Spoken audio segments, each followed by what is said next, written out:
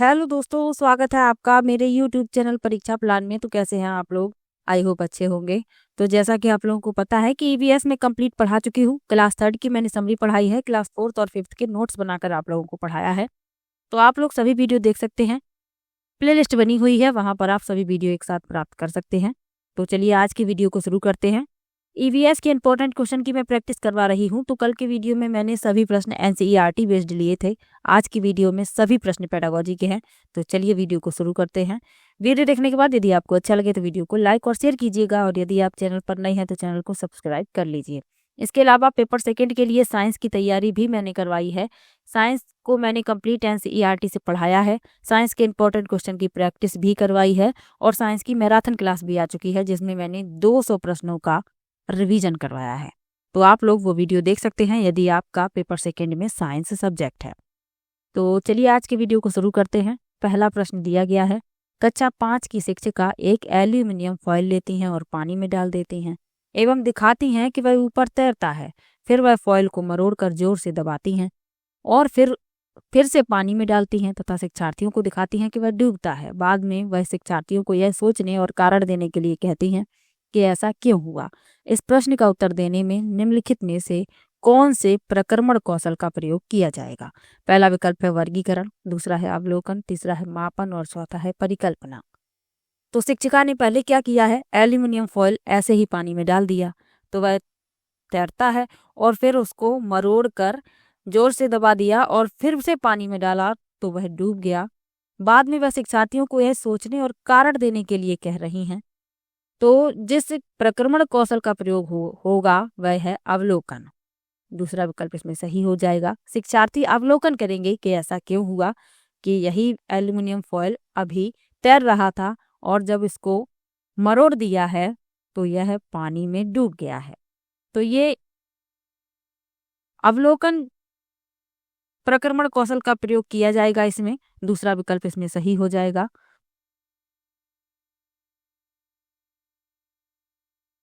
क्योंकि अवलोकन जो है केवल चीजों को देखने तक सीमित नहीं है। हम अपने दैनिक कार्यों में वस्तुओं के बारे में डेटा एकत्र करने के लिए एक से अधिक अंग का उपयोग करते हैं, तभी इसमें दूसरा विकल्प सही है।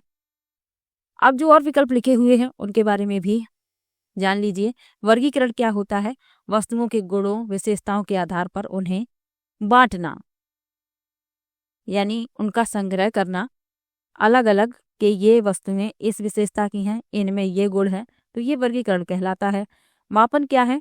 तो मापन जो है मानक इकाइयों में किसी चीज के आकार, वजन, मात्रा आदि का पता लगाना। पता लगाने के लिए पैमाने, वजन आदि का उपयोग करना, तो ये मापन कहलाता है।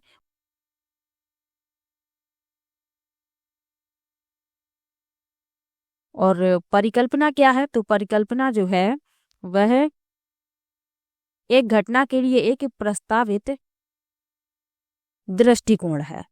तो ये इन सब के बारे में भी आपको थोड़ा थोड़ा जानना आवश्यक है, इसलिए मैंने बता दिया। इसमें दूसरा विकल्प सही है। चलिए अगले प्रश्न पर चलते हैं। लिखा है, पर्यावरण अध्ययन के शिक्षा शास्त्र के संदर्भ में सिवाय के निम्नलिखित सभी वांछनीय अभ्यास हैं, यानी एक को छोड़कर सभी वांछनीय हैं, तो वही जो छोड़ना है वही बताना है। पहला विकल्प है बच्चे की अस्मिता यानी व्यक्तित्व का पोषण करने, दूसरा है वास्तविक अवलोकन के स्थान पर पाठ्य पुस्तकीय ज्ञान की श्रेष्ठता को स्वीकार करने, तीसरा है पाठ्य पुस्तकों और संदर्भों की बहुलता को बढ़ावा देने, और चौथा है आलोचनात्मक चिंतन और समस्या समाधान के लिए क्षमता संवर्धन करने। तो पर्यावरण अध्ययन की शिक्षा शास्त्र के संदर्भ में सिवाय के निम्नलिखित सभी वांछनीय अभ्यास हैं, तो वास्तविक अवलोकन के स्थान पर पाठ्य पुस्तकीय ज्ञान की श्रेष्ठता को स्वीकार करने, इसको छोड़कर सभी वांछनीय अभ्यास हैं। हमें केवल पाठ्य पुस्तकीय ज्ञान पर ही निर्भर नहीं रहना है। वास्तविक अवलोकन जो होता है उसका ज्ञान स्थायी होता है। बच्चे स्वयं अपनी आंखों से किसी घटना को यदि घटित होते देखते हैं तो उसे ज़्यादा बेहतर ढंग से समझते हैं, तो इसीलिए दूसरा विकल्प इस प्रश्न में उत्तर हो जाएगा।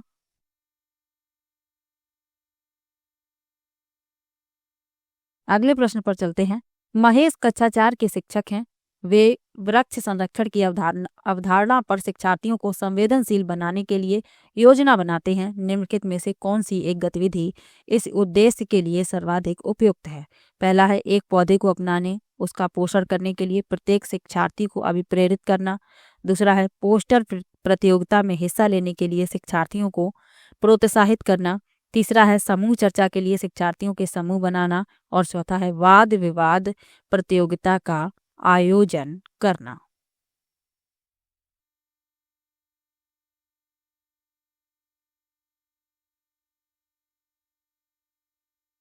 तो प्रश्न में पूछा गया है कि जो महेश हैं कक्षा 4 के शिक्षक हैं और वे वृक्ष संरक्षण की अवधारणा पर शिक्षार्थियों को संवेदनशील बनाने के लिए योजना बना रहे हैं, तो उन्हें क्या करना है?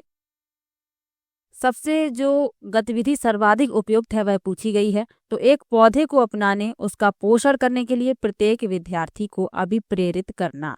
मैंने अभी आपको बताया जब बच्चे वास्तविक अवलोकन द्वारा सीखते हैं तो वो ज्ञान उनका स्थायी होता है, तो इसीलिए पहला विकल्प इसमें सही होगा। चलिए अगले प्रश्न पर चलते हैं।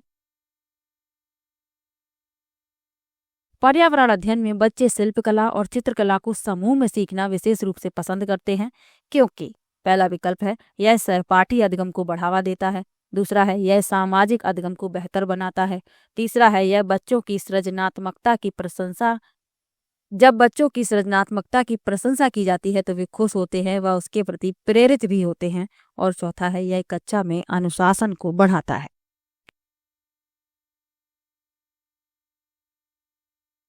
तो प्रश्न में पूछा गया है कि पर्यावरण अध्ययन में बच्चे शिल्पकला और चित्रकला को समूह में सीखना विशेष रूप से पसंद करते हैं, क्यों करते हैं ये पूछा गया है। तो यह सहपाठी अधिगम को बढ़ावा देता है, पहला इसमें सही है। दूसरा है यह सामाजिक अधिगम को बेहतर बनाता है, ये भी सही है। और जब बच्चों की सृजनात्मकता की प्रशंसा की जाती है तो वे खुश होते हैं व उसके प्रति प्रेरित भी होते हैं।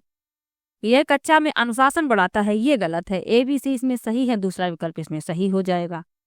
जो सामूहिक कार्य होता है जो बच्चों को दिया जाता है तो बच्चे उससे क्या करते हैं, उनमें सहयोग की भावना विकसित होती है और यह सहकर्मी सीखने को बढ़ावा देता है।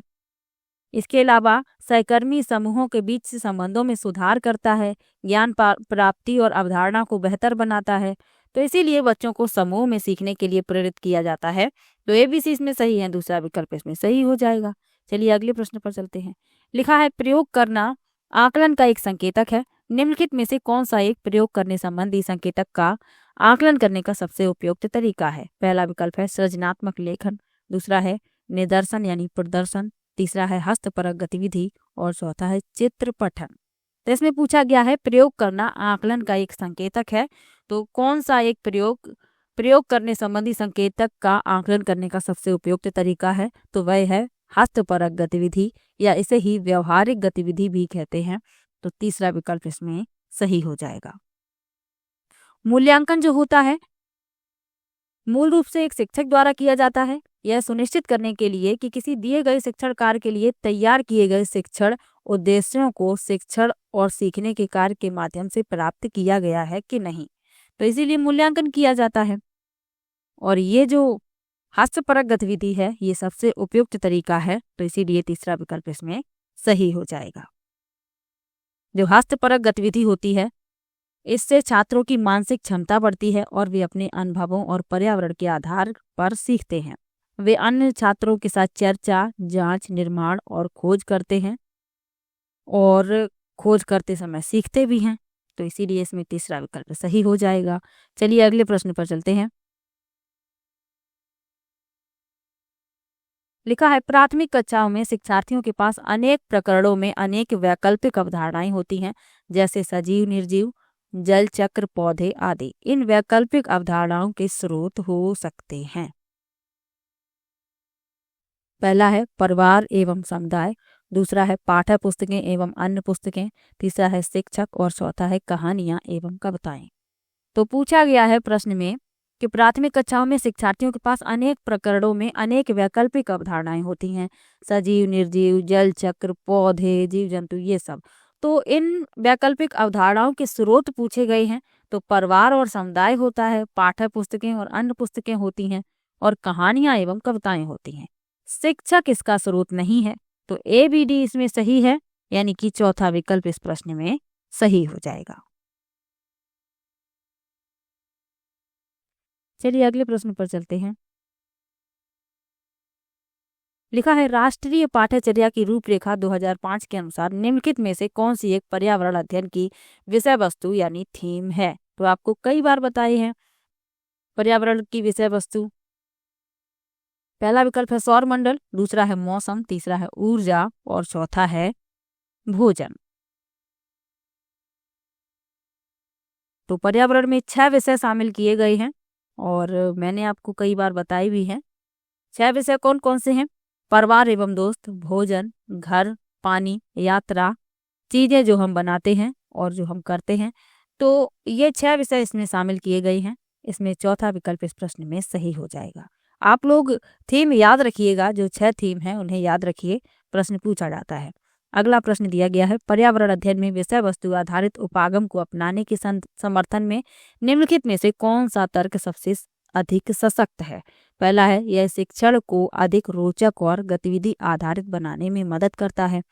दूसरा है यह अवधारणाओं, मुद्दों और कौशलों के बृहत विस्तार को सम्मिलित करने में मदद करता है। तीसरा है यह विषय सीमाओं को नरम बनाने और संपूर्णता में ज्ञान को प्राप्त करने में मदद करता है। और चौथा है यह पाठ योजनाओं को एक ढांचा प्रदान करने और शिक्षण को अधिक प्रभावी बनाने में मदद करता है।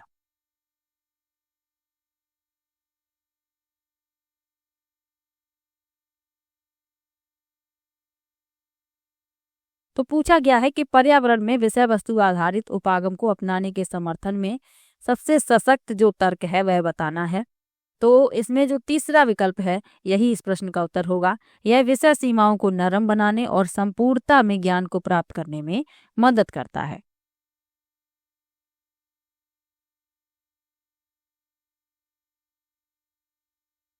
अगला प्रश्न दिया गया है प्राथमिक कक्षाओं में पर्यावरण अध्ययन को सिखाने सीखने में कहानियां एक महत्वपूर्ण पहलू है।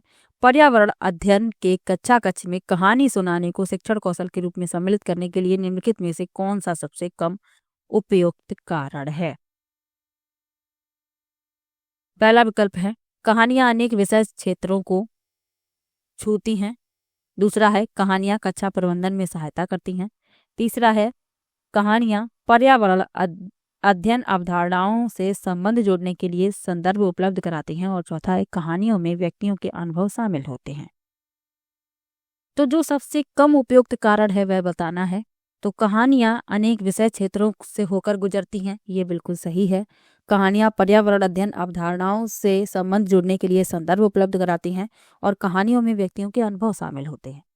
लेकिन कहानियां कक्षा प्रबंधन में सहायता करती हैं, तो ये गलत है। यही सबसे कम उपयुक्त कारण है। तो यही इस प्रश्न का उत्तर हो जाएगा। कहानियां कक्षा प्रबंधन में सहायता नहीं करती।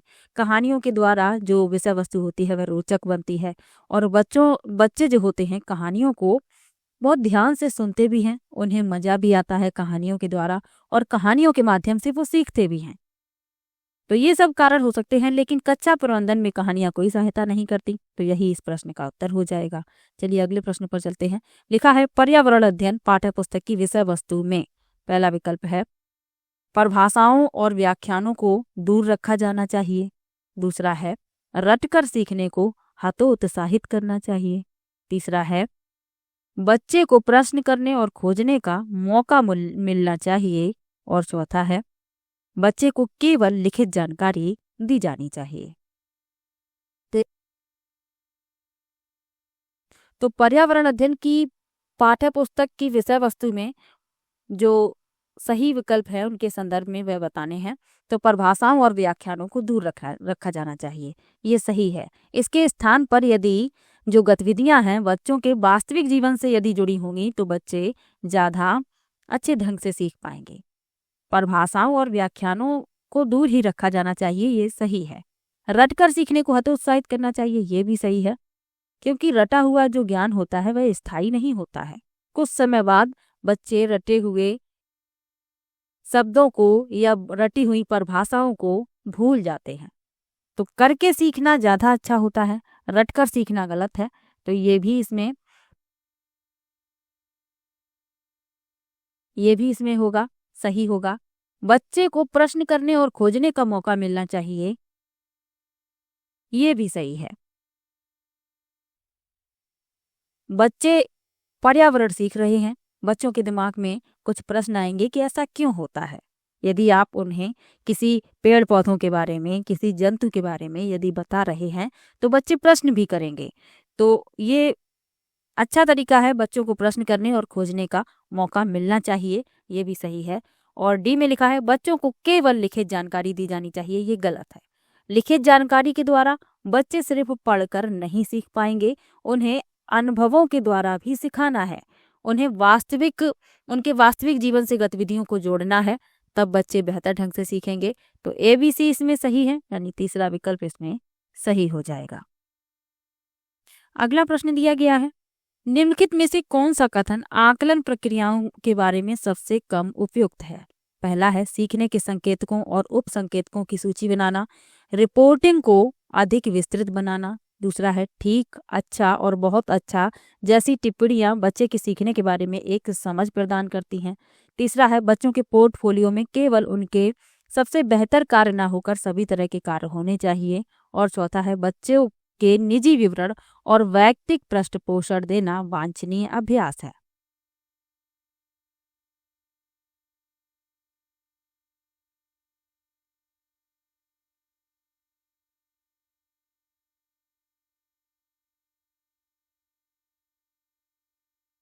तो प्रश्न में पूछा गया है कि कौन सा कथन आकलन प्रक्रियाओं के बारे में सबसे कम उपयुक्त है।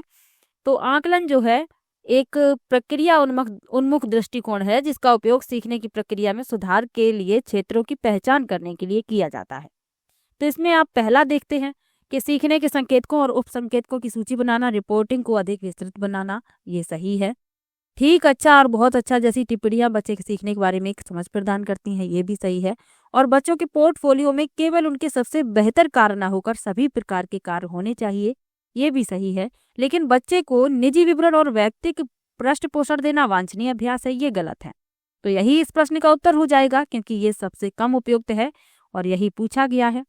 तो चौथा विकल्प इस प्रश्न का उत्तर है। चलिए अगले प्रश्न पर चलते हैं। दिए गए प्रश्न को ध्यान से पढ़िए। लिखा है, क्या आपने अपने घर या स्कूल के आसपास जानवर देखे हैं जिनके छोटे बच्चे हैं? अपनी नोटबुक में उनके नाम लिखिए। इस प्रश्न के माध्यम से किस प्रक्रमण कौशल का आकलन किया गया है? पहला विकल्प है परिकल्पना एवं प्रयोग करना, दूसरा है न्याय के लिए सरोकार, तीसरा है अवलोकन एवं रिकॉर्डिंग और चौथा है वर्गीकरण एवं चर्चा। से कहा गया है कि क्या आपने ऐसे जानवर देखे हैं जिनके छोटे बच्चे हैं? उनके नाम अपनी नोटबुक में लिखना है। तो जो ये प्रश्न है, इसमें पूछा गया है कि इस प्रश्न के माध्यम से किस प्रक्रमण कौशल का आकलन किया गया है? तो इसके द्वारा आकलन किया गया है अवलोकन एवं रिकॉर्डिंग का, क्योंकि बच्चों को अवलोकन करना है कि ऐसे कौन से जानवर हैं जिनके छोटे बच्चे हैं, और फिर रिकॉर्ड यानी उनके नाम लिखने हैं। तो तीसरा विकल्प इसमें सही हो जाएगा। परिकल्पना और वर्गीकरण के बारे में आपको इसी वीडियो में बताया ही था। चलिए अगले प्रश्न पर चलते हैं। लिखा है, पर्यावरण अध्ययन की अंतः विषयी प्रकृति पर्यावरणीय मुद्दों को द्वारा संबोधित करती है। पहला विकल्प लिखा है सामाजिक विज्ञान और पर्यावरण शिक्षा की विषय वस्तु और पद्धति के प्रयोग, दूसरा है विज्ञान की विषय वस्तु और पद्धति के प्रयोग, तीसरा है विज्ञान, सामाजिक विज्ञान और पर्यावरण शिक्षा की विषय वस्तु और पद्धति के प्रयोग, और चौथा है विज्ञान और सामाजिक विज्ञान की विषय वस्तु और पद्धति के प्रयोग।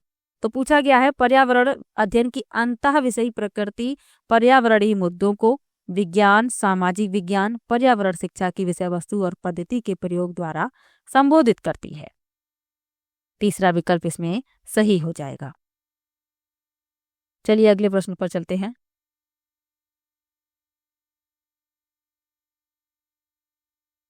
कक्षा 1 में पर्यावरण अध्ययन में शिक्षार्थियों के आकलन के बारे में निम्नलिखित में से कौन सा कथन सत्य है? लिखा है मौखिक परीक्षाएं, क्योंकि हो सकता है बच्चे लिखने में सक्षम ना हो, दूसरा है ड्राइंग, क्योंकि बच्चों को इसमें आनंद आता है, तीसरा है शिक्षकों का अवलोकन और रिकॉर्डिंग, और चौथा है किसी को ना रोकें, नीति को ध्यान में रखते हुए आकलन की कोई आवश्यकता नहीं है। तो कक्षा 1 की बात हो रही है, तो मौखिक परीक्षाएं इसमें सही होगा, क्योंकि बच्चे कक्षा 1 में लिखने में सक्षम नहीं हो पाते हैं, तो ये इसमें सही है। ड्राइंग, क्योंकि बच्चों को इसमें आनंद आता है, बिल्कुल बच्चे जब कक्षा 1 में प्रवेश करते हैं उन्हें चित्रों के माध्यम से सिखाया जाता है, क्योंकि बच्चों को चित्र देखना, ड्राइंग करना, रंग भरना, इस तरीके की गतिविधियों में आनंद आता है। तो ए भी सही है, बी भी सही है। शिक्षकों का अवलोकन और रिकॉर्डिंग, ये भी सही है। लेकिन किसी को ना रोके नीति को ध्यान में रखते हुए आकलन की कोई आवश्यकता नहीं है, ये गलत है। आकलन की तो आवश्यकता है। तो ए बी सी इसमें सही है, चौथा विकल्प इसमें सही हो जाएगा।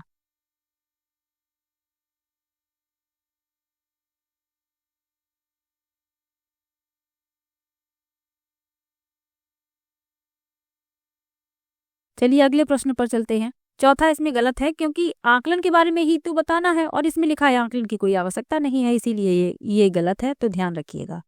चलिए अगले प्रश्न पर चलते हैं। अगला प्रश्न दिया गया है, पर्यावरण अध्ययन के पाठ्यक्रम जिसे 6 उपविषयों के चतुर्दिक निर्मित किया गया है में पौधे और पशु को जानबूझकर परिवार और मित्र उपविषय के अंतर्गत सम्मिलित किया गया है। इसके लिए निम्नलिखित में से एक कारण को छोड़कर शेष सभी कारण हो सकते हैं, वह एक कौन सा है? पहला विकल्प लिखा है, सामाजिक और सांस्कृतिक संदर्भ में पौधों और पशुओं के स्थान निर्धारित करने में विद्यार्थियों की सहायता करना। दूसरा है, इस बात को उभारना कि किस प्रकार मनुष्य एक दूसरे से घनिष्ठ संबंधों को साझा करते हैं। तीसरा है, इस बात को उभारना कि किस प्रकार कुछ समुदायों के जीवन और आजीविकाएं विशेष पशुओं या पौधों से घनिष्ठ रूप से जुड़े हैं। और चौथा है, विद्यार्थियों को विज्ञान के दृष्टिकोणों से पौधों और पशुओं को समझने में सक्षम बनाना। तो पर्यावरण अध्ययन में 6 थीम शामिल हैं। तो मैंने आपको बताया है 6 थीम कौन कौन सी हैं, परिवार और दोस्त। इसमें 4 उप थीम हैं, यानी 4 उप विषय शामिल किए गए हैं। कौन कौन से? संबंध, कार्य और खेल, जानवर और पौधे। तो इन्हीं के बारे में चर्चा की जा रही है कि इन्हें जानबूझकर परिवार और मित्र उप विषय के अंतर्गत सम्मिलित किया गया है। तो इसमें एक को छोड़कर सभी कारण हैं सम्मिलित करने के। तो इसमें पहला भी सही है, दूसरा भी सही है, तीसरा भी सही है, ये तो कारण हैं। लेकिन जो चौथा लिखा हुआ है कि विद्यार्थियों को विज्ञान के दृष्टिकोण से पौधों और पशुओं के समझने में सक्षम बनाना, ये गलत है, ये कारण नहीं है। तो चौथा विकल्प ही इस प्रश्न का उत्तर हो जाएगा।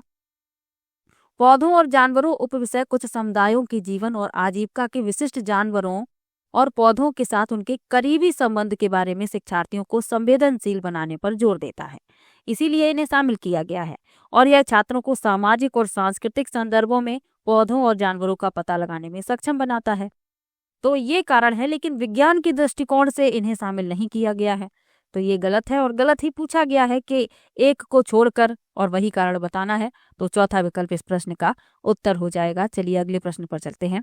लिखा है, पर्यावरण अध्ययन के शिक्षण अधिगम में सर्वेक्षण का उद्देश्य है। पहला विकल्प लिखा है, समुदाय के साथ अन्योन्य क्रिया का अवसर प्रदान करना। दूसरा है, बच्चों को विभिन्न लोगों के प्रति संवेदनशील बनाना। तीसरा है, सूचना को प्रत्यक्ष प्राप्त करने का अवसर प्रदान करना। और चौथा है, आकलन के एक अवसर के रूप में इसका उपयोग करना।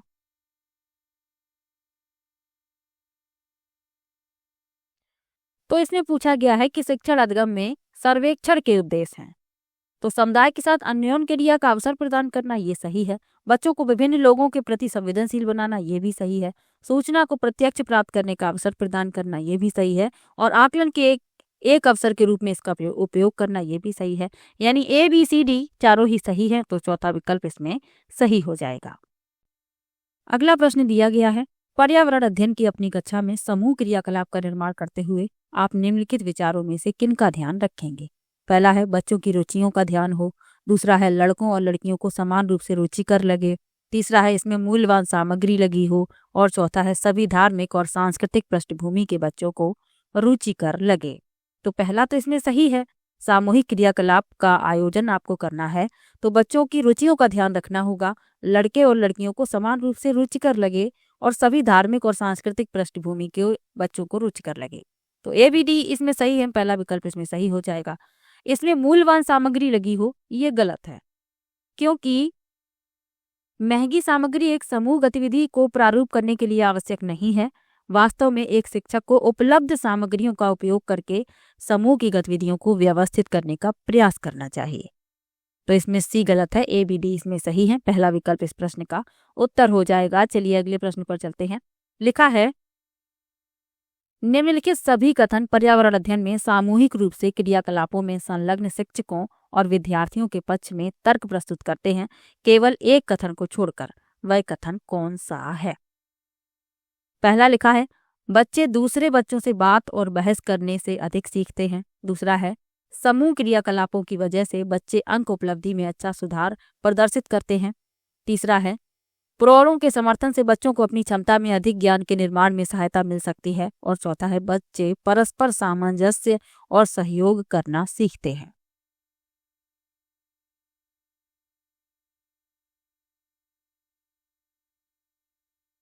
तो पूछा गया है कि सभी कथन पर्यावरण अध्ययन में सामूहिक रूप से क्रियाकलापों में संलग्न शिक्षकों और विद्यार्थियों के पक्ष में तर्क प्रस्तुत करते हैं, लेकिन एक पक्ष में तर्क प्रस्तुत नहीं कर रहा है। वह कौन सा है? दूसरा विकल्प है। इसमें लिखा है, समूह क्रियाकलापों की वजह से बच्चे अंक और उपलब्धि में अच्छा सुधार प्रदर्शित करते हैं। ये गलत है, क्योंकि जो सामूहिक गतिविधियां होती हैं, शिक्षार्थियों को वास्तविक अनुभवों से परिचित कराने के लिए इनका आयोजन किया जाता है, अंकों में सुधार के लिए नहीं। तो इसीलिए ये दूसरा इसमें गलत है और गलत ही पूछा गया है। तो दूसरा विकल्प ही इस प्रश्न का उत्तर हो जाएगा। चलिए अगले प्रश्न पर चलते हैं। समूह कार्य से पर्यावरण अध्ययन कर रहे बच्चों की सामाजिक वैयक्तिक विशेषताओं के आकलन के लिए निम्नलिखित में से कौन सा उपकरण सर्वाधिक उपयुक्त होगा? पहला है कागज पेंसिल परीक्षण, दूसरा है मौखिक प्रश्न, तीसरा है निर्धारण मापनियां और चौथा है दत्त कार्य। तो इसमें पूछा गया है कि समूह कार्य से पर्यावरण अध्ययन कर रहे बच्चों की सामाजिक वैयक्तिक विशेषताओं के आकलन के लिए जो सर्वाधिक उपयुक्त है वह पूछा गया है। तो इसमें जो तीसरा विकल्प है वही इस प्रश्न का उत्तर हो जाएगा, निर्धारण मापनियां। तो निर्धारण मापनी क्या है? तो निर्धारण मापनी एक प्रदर्शन मूल्यांकन पद्धति है जो छात्रों को द्विध्रुवीय पैमाने पर दर देती है, जिसमें प्रायः खराब से लेकर उत्कृष्ट तक कई बिंदु होते हैं। तो ये होती है निर्धारण मापनी। तो तीसरा इसमें सही हो जाएगा। अब जो और विकल्प लिखे हुए हैं, कागज पेंसिल परीक्षण, ये क्या है? तो एक क्षमता परीक्षण का संदर्भ जिसमें छात्र प्रश्न पढ़ें और लिखित रूप से जवाब दें। तो ये होता है कागज पेंसिल परीक्षण। मौखिक प्रश्न, तो बोले गए रूप में शिक्षक परीक्षक द्वारा लिए गए प्रश्नों का संदर्भ लेना, तो ये मौखिक प्रश्न होते हैं। और दत्त कार्य क्या है?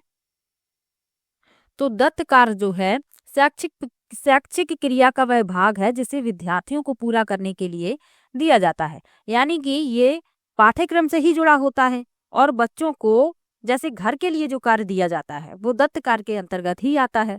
तो दत्त कार्य के बारे में भी याद रखिएगा। चलिए अगले प्रश्न पर चलते हैं। लिखा है, नीचे पौधों के बारे में बच्चों के कुछ सहजानुभूत विचार दिए गए हैं, इनमें से कौन सा विचार वैज्ञानिक दृष्टि से ठीक है? पहला है, बीज किसी पौधे का हिस्सा नहीं होते। दूसरा है, गाजर और बंद गोभी पौधे नहीं है। तीसरा है, घास पौधा नहीं है। और चौथा है, कुछ सब्जियां फल होती हैं। तो जो वैज्ञानिक रूप से सही है, वैज्ञानिक दृष्टि से वह बताना है। तो पहला लिखा है, बीज किसी पौधे का हिस्सा नहीं, ये तो गलत है। गाजर और बंद गोभी पौधे नहीं, ये भी गलत है। घास पौधा नहीं है, ये भी गलत है। लेकिन कुछ सब्जियां फल होती हैं, ये सही है। जैसे टमाटर है, बैंगन है, ये सभी क्या है? ये फल ही तो हैं किसी पौधे के।